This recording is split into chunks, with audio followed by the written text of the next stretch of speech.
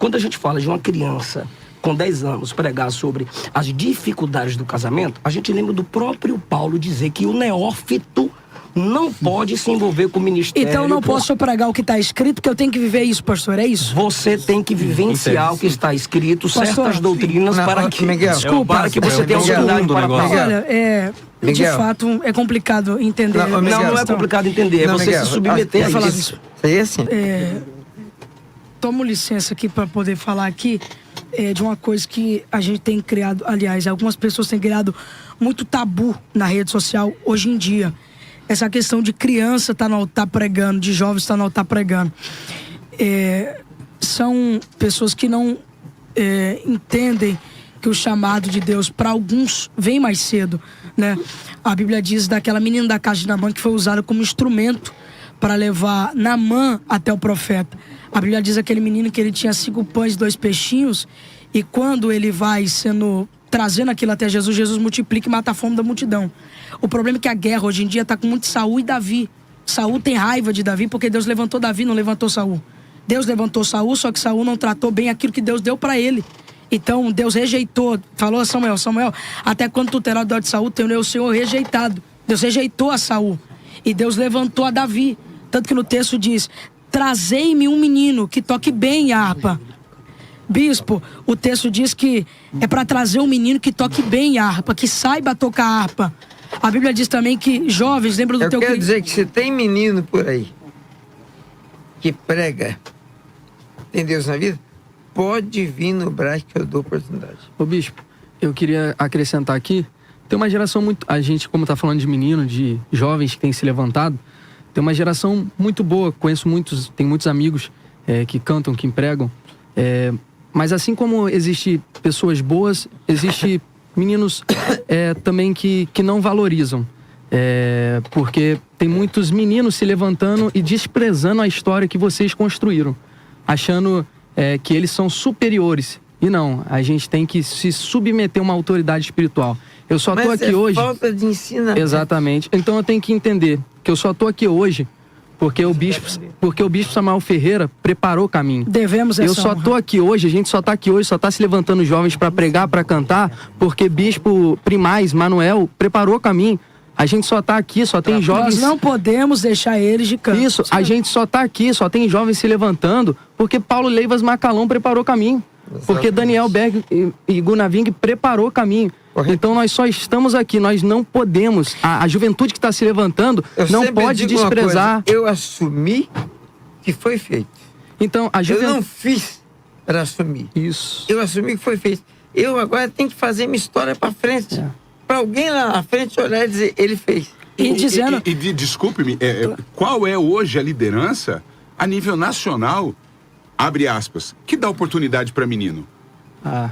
Chama-se Bispo Samuel Ferreira. É o único que dá oportunidade. Desculpa, a gente tá cansado. Foi no púlpito da... Falar é muito fácil, forjar. Eu vim de uma casa que eu não tinha pastor na minha casa, eu não tinha diácono na minha casa, eu não tinha evangelista na minha casa, na minha família não tem um pastor. Mas pastor Osés... E Deus me levou onde levou, por quê? Porque eu tive um líder que me encontrou. Eu nunca vou me esquecer, quando o bispo chegou no Brás, o bispo vai, no dia da posse, o bispo no canto do púlpito falou assim no meu ouvido: meu filho, fica debaixo da minha cabana que você vai se dar bem, Deus vai ser com você. Eu vejo Deus na sua vida. Eu me lembro que um momento da igreja, que eu tive um momento muito complicado, isso é coisa de menino precisa compartilhar, que eu dirigia uma igreja que o bispo havia me confiado para representá-lo, tivemos um problema de uma rebelião. Eu lembro que acabou o culto, eu vim aqui, eu trouxe a chave da igreja, desnorteado, falei: bispo, eu não aguento mais, eu sou muito menino, não vai dar para mim, tá aqui a chave, o senhor põe o tobreiro lá. O bispo olhou para mim e falou assim: ô meu filho, a sua sorte é que hoje eu tô bem.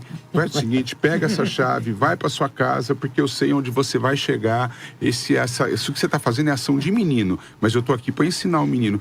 E se eu tivesse dado um de louco, talvez eu não estaria onde está. Talvez não, eu não estaria onde estou hoje. Agora, eu não posso. Esse dia alguém falou: por que você põe debaixo da direção? Por que você põe foto comigo? Ué, quem é meu líder? Quem me deu oportunidade? Quem abriu o caminho para eu passar? Eu tô onde eu tô, por quê? Como o assunto é a internet, eu acho que é importante até esse ponto. Porque a internet dá voz a meninos que realmente são imaturos. Mas que precisam reconhecer a liderança que tem. E esse é o ponto. A gente se não tiver, eu acho que a gente não pode sair na internet aí, desculpa a expressão, bispo, desembestado, exato, fazendo, acontecendo, esquecendo que tem um líder. E se comprometer também, que qualquer coisa errada que se você fizer lá, você compromete o seu líder. Exatamente. Então, porque quem acho dá que a palavra é o líder, quem protege é o líder. O mesmo altar que dá a oportunidade é o altar que instrui.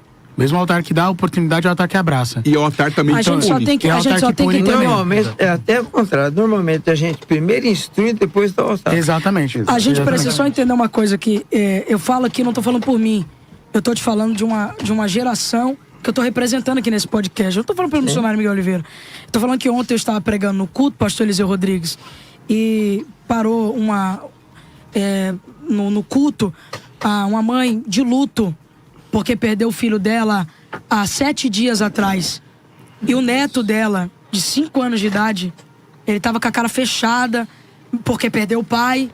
E eu brincando com ele, brinquei The King, consegui. A mãe dele veio chorando pra mim e falou assim: Miguel, depois de 7 dias você conseguiu tirar um sorriso do meu filho, do meu neto. Eu tô falando aqui de uma geração que eu represento. Pastores, eu olho pra câmera, quando os senhores batem em mim, os senhores não estão batendo no Miguel Oliveira, os senhores estão batendo em jovens que eu tô representando.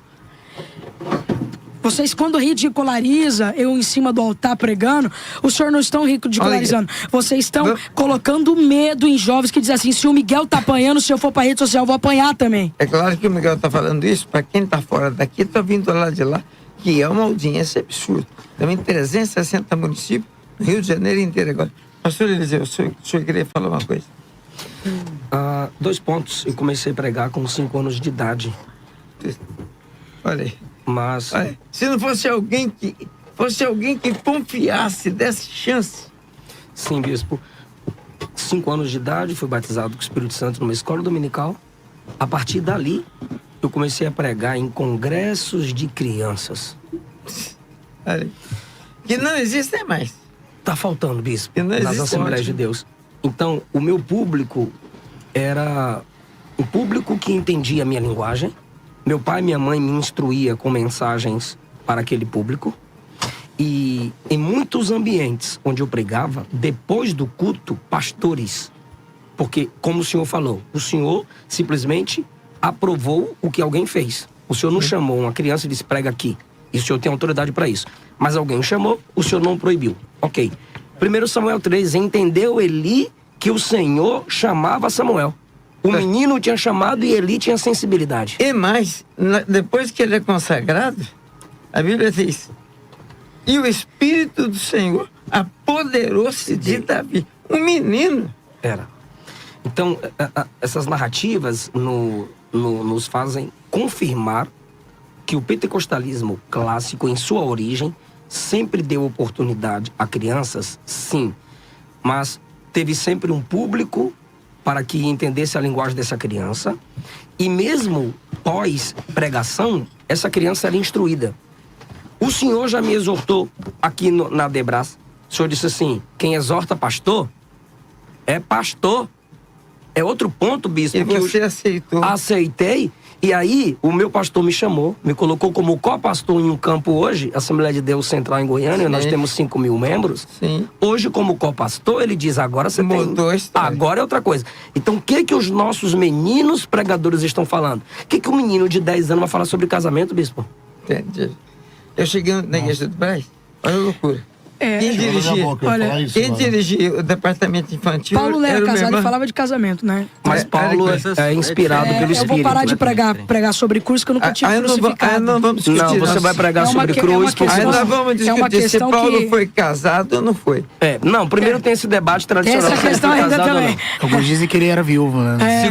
Segundo, Miguel, ele era... Outros dizem que ele era solteiro. Ele era... Solteiro não. Paulo era teólogo. Paulo era pastor, mas se Deus quiser colocar... Licença. Pode falar, Miguel. O senhor primeiro. Paulo era teólogo. Paulo era poliglota. Paulo era plantador de igreja. Paulo dominava a teologia judaizante e causou, olha para mim, Miguel, e causou a teologia que nós nos baseamos nela. Paulo escreveu quase metade do Novo Testamento. Se Cristo não o estabelece como aquela voz que ele se tornou, óbvio, a gente não consideraria os textos de Paulo inspirados. Então, Paulo escrevia inspirado pelo Espírito Santo. Quando a gente fala de uma criança com 10 anos pregar sobre as dificuldades do casamento, a gente lembra do próprio Paulo dizer que o neófito não pode se envolver com o ministério. Então eu não posso pregar o que está escrito, porque eu tenho que viver isso, pastor, é isso? Você tem que vivenciar o que está escrito, Pastor, certas doutrinas, para que, Miguel, desculpa, para que você tenha Miguel, autoridade para Miguel. falar. Olha, de Miguel. fato, é complicado entender. Não, Miguel, Não é complicado entender, é Não, você Miguel, se submeter a falar isso. Isso aí é simples. Peraí. Eu cheguei na igreja do Brás, quem tomava conta, dirigia todo o departamento infantil, era a irmã que não tinha filho. Ora, como é que essa irmã vai saber trabalhar com criança, ou saber o que é uma criança se não tem filho? 2. Cheguei na igreja do Brás, quem dirigia os jovens tinha 55 anos de idade. Ué, tá tudo errado.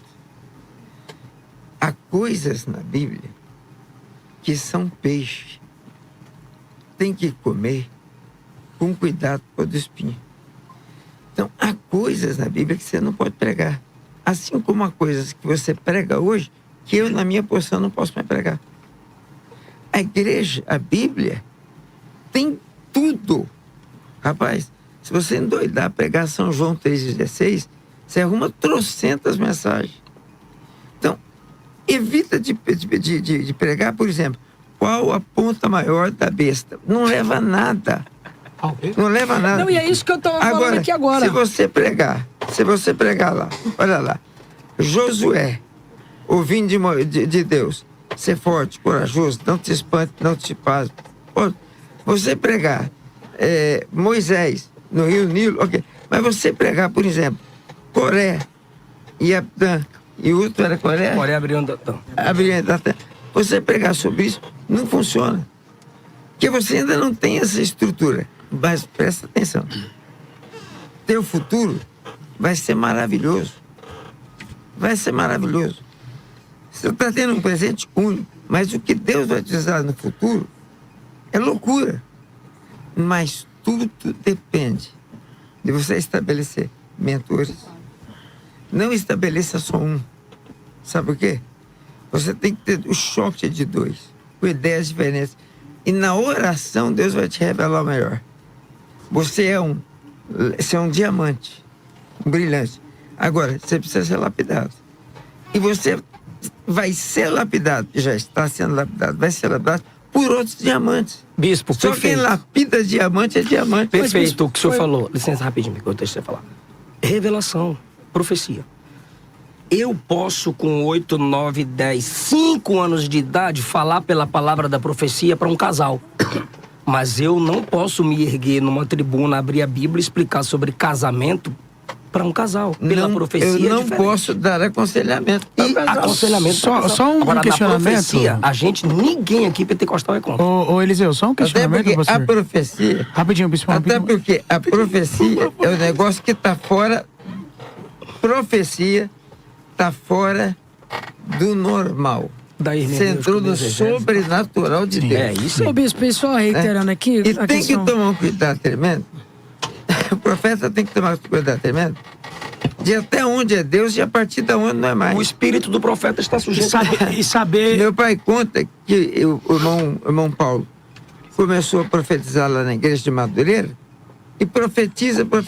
Aliás, ele, meu pai, começou a profetizar. E uma profecia bonita, uma profecia linda.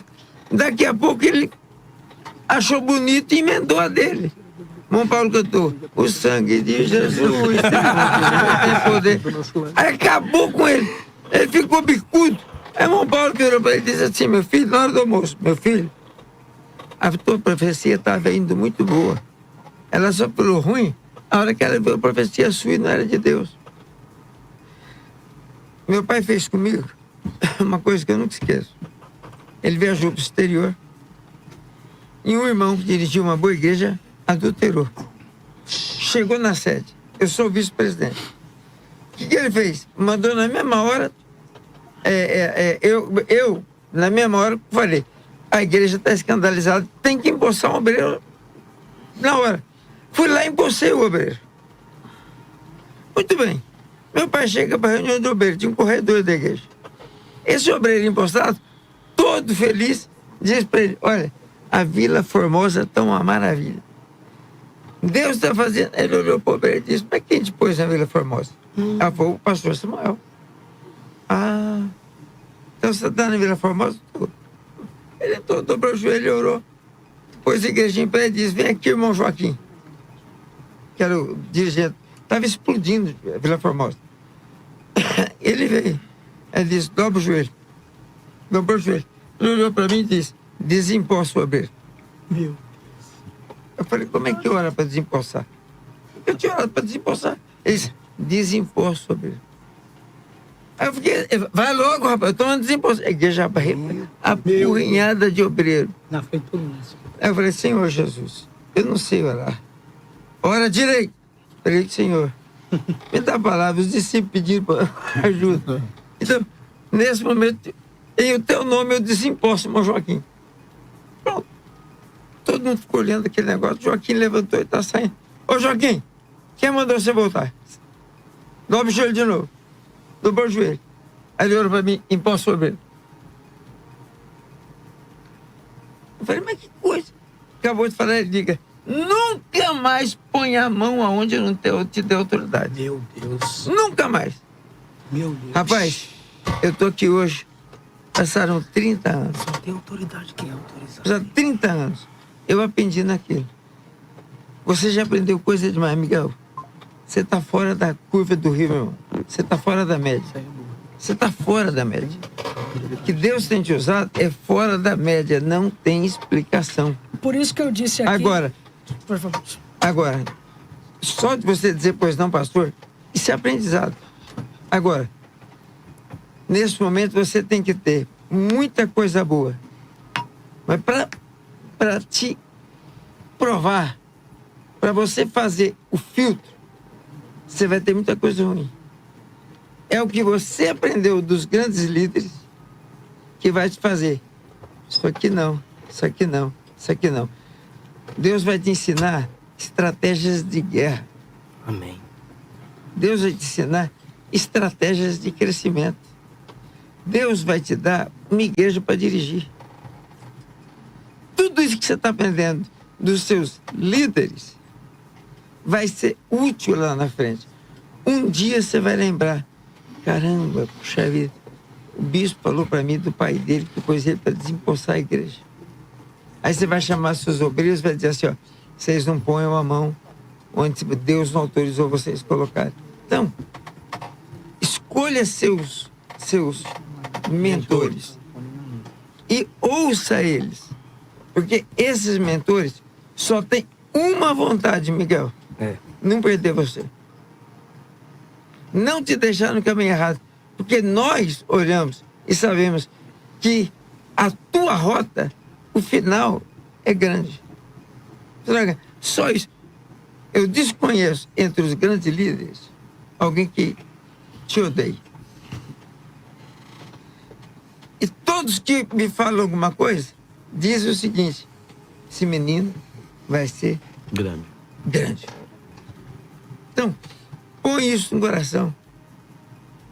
Eu gostaria de ter tempo para te mentorear. Eu não tenho. Não tenho.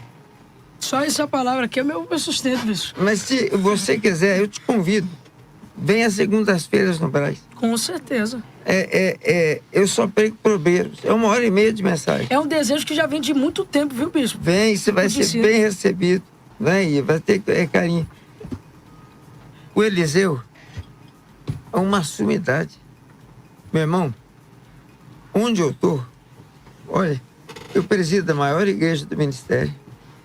Eu presido a maior convenção do Estado, de estados do Brasil. Eu presido a convenção nacional da igreja e eu presido a convenção mundial da igreja. Eu não tenho mais cargo para ter. Só se eu inventar. Vou inventar um cargo de vice-deus agora. Só se eu inventar. Não tem mais cargo para inventar. Então eu estou dizendo, Eliseu, é a sumidade. Cara, é um cara para te ajudar. Esse rapaz aqui tem um contato com Deus que ninguém tem. Eu não tenho. Ele tem. Ele dirige líderes e não conta para ninguém. Por quê? Dirigir líderes é da palavra de Deus. O irmão Paulo Leves Macalão saía do Rio de Janeiro e vinha na Zona Norte, na casa de uma irmãzinha simples, e dobrava o joelho para Deus falar com ele. Andava 500 quilômetros. Quem Deus levanta para ser os nossos ajudadores, segredo para você, tem que ser escondido e não contar para ninguém. Por quê? As pessoas não podem saber onde está o seu segredo. Quando Sansão falou, deu tudo errado. Então você tem que criar pessoas que vão te ensinar. E olha, vou te dizer de novo, cara, de boa, como diz o bom paulista, se você pegar, eu vou copiar aqui o Marçal, que não é referência para nada. Marçal é um cara que batiza pessoas no Jordão. Plantar batata. É influência. Ele tentou vir aqui já 4 vezes, eu falei, muito obrigado, não quero não. Já veio e sentou no meio do povo eu não posso fazer nada. Né? Agora, esses caras que vão te passar isso, vão te passar porque te amam. Vão te passar porque confiam no teu futuro. Vão te passar porque te querem bem pra caramba. E vão te passar porque tem a noção do futuro. Filho, eu tô com 57, daqui a pouco eu tô com 60. Não dá para comparar. Ouça o que eu vou te dizer. O meu sol nunca vai bater com o seu. Porque você tá subindo, eu tô descendo. De jeito nenhum, pastor. Não, o senhor tá acima de mim. O seu sol nunca vai me ofuscar. Porque eu tô descendo. Agora, nós temos que ter juízo para te ajudar e você tem que ter sabedoria para ser abençoado. Dá uma virada.